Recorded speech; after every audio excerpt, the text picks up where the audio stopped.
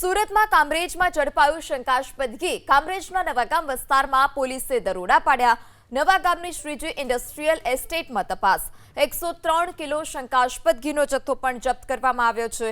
તપાસ દરમિયાન 112 કિલો મલાઈનો જથ્થો જપ્ત કરવામાં આવ્યો। શંકાસ્પદ ઘી અને મલાઈના સેમ્પલ લઈ તપાસ અર્થે મોકલવામાં આવ્યા છે। કામરેજના નવાગામ વિસ્તારમાં તપાસ કરવામાં આવી, દરોડા પાડવામાં આવ્યા કે જ્યાં નવાગામની શ્રીજી ઇન્ડસ્ટ્રીયલ એસ્ટેટમાં તપાસ કરવામાં આવી છે। ભેળસેળયુક્ત જથ્થો હોવાની માહિતી મળતા જ તપાસ કરવામાં આવી, જ્યાંથી શંકાસ્પદ ઘીનો જથ્થો પણ મળી આવ્યો છે। વધુ માહિતી સાથે સંવાદદાતા ઇન્દ્રમલ ફોનલાઈનથી જોડાયા છે। જે ઇન્દ્રમલ, કયા વિસ્તારમાં તપાસ અને કેટલો અખાદ્ય જથ્થો મળી આવ્યો છે, શું વધારે વિગત? બિલકુલ, હાલ તો જે 103 કિલો જેટલું જે તૈયાર રેડીમેડ ઘી હતું, શંકાસ્પદ ઘી, તેનો જથ્થો મળી આવ્યો છે ને 112 કે 13 કિલો જે છે મલાઈનો જથ્થો મળી આવ્યો છે।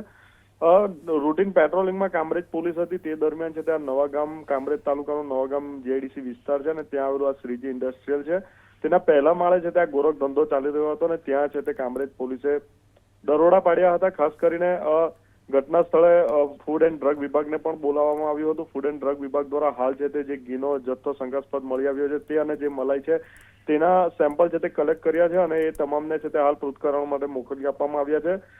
જે રિપોર્ટ આવ્યા બાદ જ ખરેખર ખબર પડશે કે ઘીની અંદર શું ભેળસેળ કરવામાં આવી હતી અને ખાઈ શકાય એમ હતું કે નહીં હતું। જી ઇન્દ્રમલ, માહિતી બદલ આભાર।